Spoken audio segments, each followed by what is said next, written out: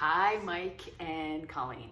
Okay, so here's my video on something that you can do for plantar fasciitis, besides downward facing dog, which I'll make another video for you with that. This is a little aggressive. If your knees do not tolerate this, you can do a few refinements of it, like make your roll of your blanket a little smaller, or you can pad your knees in some way. But let me show you what it is first, and then you can decide from there, okay? So watch here as I demonstrate. So I have this blanket here. If you have a beach blanket, or if you have a beach towel, or if you have a throw blanket, that's Hazelnut right there. She's watching. You can use that as well, but watch. So I roll my blanket.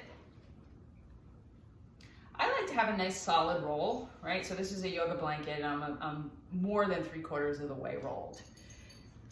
So it looks like this. Now watch, this is kind of tricky. I want the blanket right in my knee crease. So I do that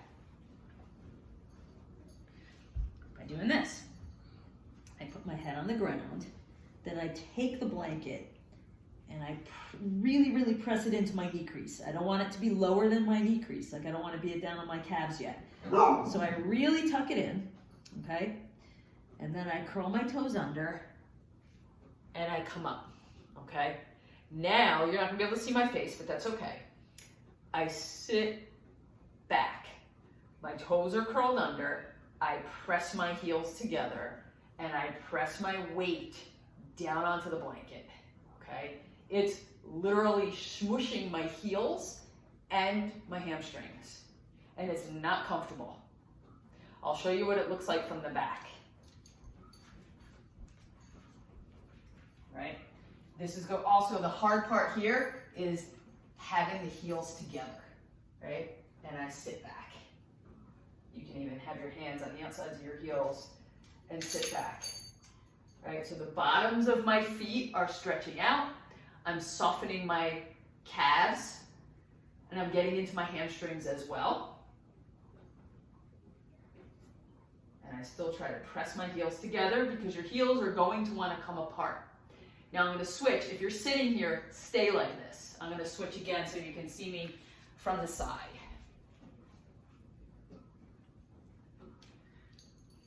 La la. Okay? You can have a, if you want to read some inspirational quotes or something while you're here. It's not fun. It's torturous. Okay, so now I keep my toes curled under. I come forward and I move the blanket right down to the middle of my calves, still keeping my heels together. And I come back. It's a little less, but now I'm smooshing the middle of my calves.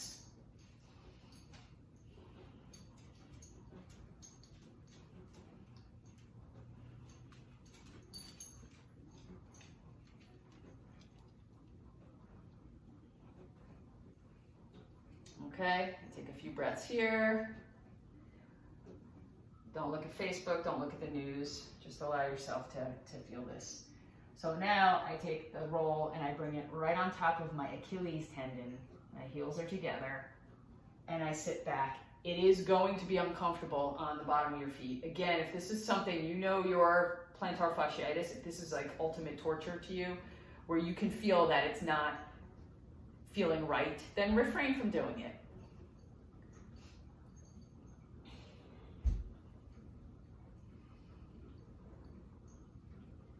Right, so if you have that spot, if you have a bunion, your bunion might ache a little bit, that's fine. I have 2 bunions and they're not that comfortable here, but it's okay. All right, now I come up. This is how we come out. My toes are still curled under. My blanket is folded, the edge of my blanket, so here's the fold. You see that? I bring it around the back. Now the tops of my toes, I put them on. And this is like the greatest thing ever. I sit back and I stretch out the tops of my feet.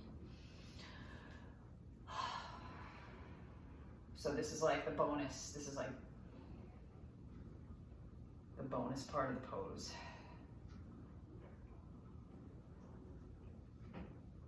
So with plantar fasciitis, it's really like softening up your calf muscles, really getting them soft, lengthening where your calf muscles attach to your Achilles tendon. You guys are doctors, you know that anatomy so much better than me. I'm kind of just throwing out the basics here. And then that part that wraps around your heel, softening that up, creating some space, that will probably help you a lot. And then you can come out.